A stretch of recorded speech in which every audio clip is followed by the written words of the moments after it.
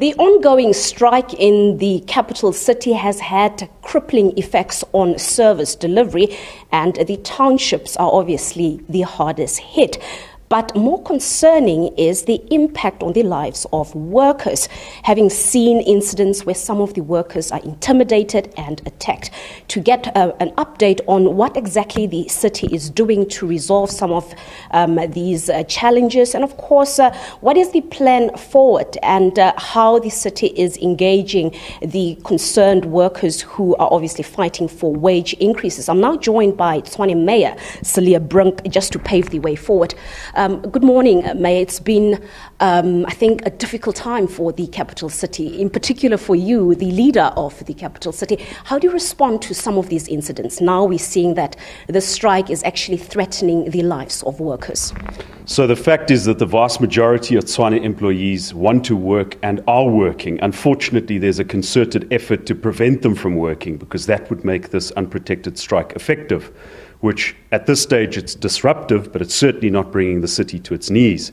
So at the weekend, we had an horrific incident where a member of the water team was attacked by a group of people who had earlier warned him and his team not to work. He ignored that warning. They then followed him home, shot him, took his car, and left him for dead. Thank God he is alive. I visited him in hospital yesterday, and he confirmed to me that the same people who threatened him not to work, in fact, attacked him. So we've reached, I hope, a turning point where the leadership of SAMU must take responsibility and say, before this thing escalates any further, let's call on members to return to work, to desist from intimidation, and to value and respect human life, as well as the residents of the city. Whatever differences we might have on what the city can afford to pay, and I believe our finances are clear, let's have that fight at bargaining council. Let's not have it at the expense of residents and employees of the city. Obviously, it's now a very sensitive situation, in particular, as I said, where workers are now turning on workers and it gets violent. Is there a plan that the city is following to perhaps protect the workers that still need to render vital services to residents? So we're in the Labour Court today to obtain a contempt of court order against striking workers, and we've specified the individuals we've identified, not only who refuse to work, but who are disrupting operations, sabotaging services, and intimidating fellow employees. That contempt of court order, if we obtain it, will hopefully strengthen our hand to make arrests in cooperation with the South African police. I've also been speaking to the Minister of Police to say to him that as much as we try to manage this as a labour dispute, it's now becoming an issue of law and order. And this is the capital city. So whatever the political differences between the local government and national government, if there is chaos here, if there's sabotage here, criminality here, it threatens the capital of the country. There are many key points here, and we really, for the sake of our country, don't want the situation to escalate any further.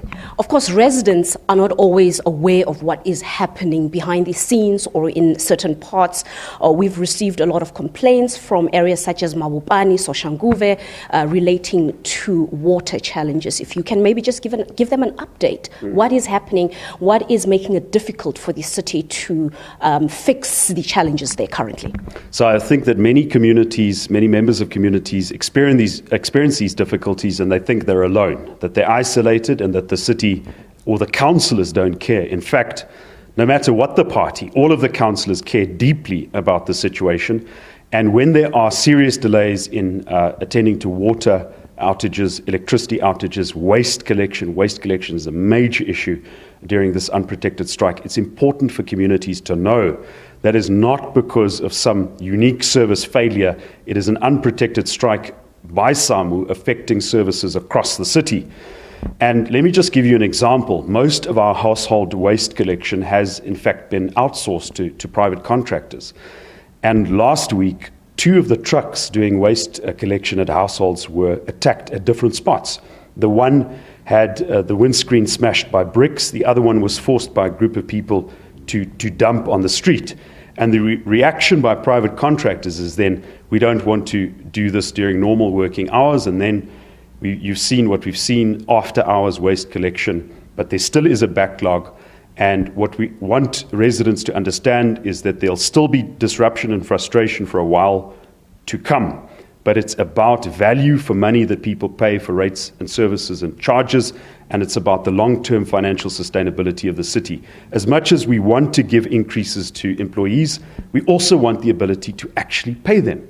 We want to protect those jobs, and that's what this fight is about. There's also incidents of vandalism when it comes to city assets, infrastructure, some pipes that we've seen, evidence that's been sent to us seems like it was acts of vandalism. Obviously, we don't have the evidence, but it seems as if, as the mayor, are you concerned about this? It's a setback for the capital city, having to deal with issues of vandalism when you already having this mammoth task to stabilize service delivery.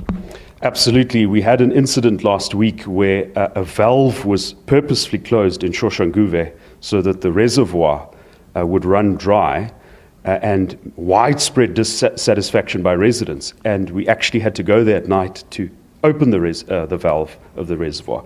So that wouldn't be damage to infrastructure, but it's certainly sabotage, trying to create conditions of disorder and dissent in communities. What we're doing is to work with many private security companies who in fact volunteered their services to do inspections at reservoirs, at substations, at in-feed points, at depots. And if it were not for that cooperation by the private sector, who are not asking us any money, I think the situation would be far, far worse. But we also call on communities, if you do spot instances of suspicious behavior, to report that to the municipality, to the Metro Police, so that we can act against these people who are trying to sabotage our communities. Just lastly, obviously we've heard from the unions accusing the city of deliberately denying the workers increments.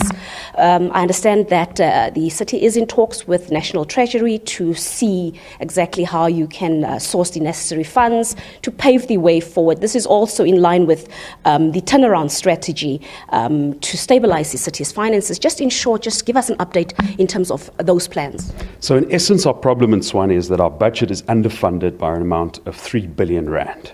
That's 3 billion rand we'll have to make up by trying to save water, electricity, prepaid meters, and applying for exemption from these salary increases because of our unique, poor financial situation. What Treasury has said to us is stick to your funding plan. We're not going to be giving you extra money. We're not going to be bailing you out. You, as City Council, must make the responsible choices so that you don't run out of cash. That's what we're doing. If there is disagreement about our financial position, if the unions do believe that we have money, that we're hiding somewhere, the case to make is at Bargaining Council. That hearing will be on the 24th of August. It's a forum where orderly arguments can be made, where residents don't need to be affected, where fellow employees don't need to be attacked, where infrastructure doesn't need to be sabotaged. And we're pleading with SAMU's leadership to take responsibility, to abide by the process, and to make their case there.